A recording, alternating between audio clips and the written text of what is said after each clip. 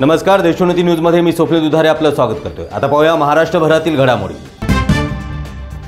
निवडणुका जवळ आले की नेते मंडळीचा पक्षप्रवेश सोहळे सुरू होतात। त्यातच आता आर्वी विधानसभा मतदारसंघाचे काँग्रेसचे माजी आमदार अमन काळे यांनी काँग्रेसची साथ सोडून शरद पवार गटात सामील झाले आहे। मुंबईतील प्रदेश कार्यालय येथे पक्षप्रवेश सोहळा पार पडला।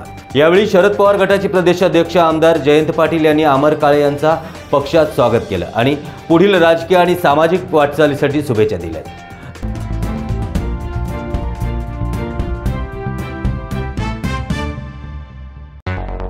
मुंबई, पुणे, नागपूर, मराठवाडा असो का विदर्भ, राजकीय, सामाजिक, शैक्षणिक क्षेत्र असो का क्रीडा, सर्वच घडामोडीचे विश्लेषण पाहायला विसरू नका।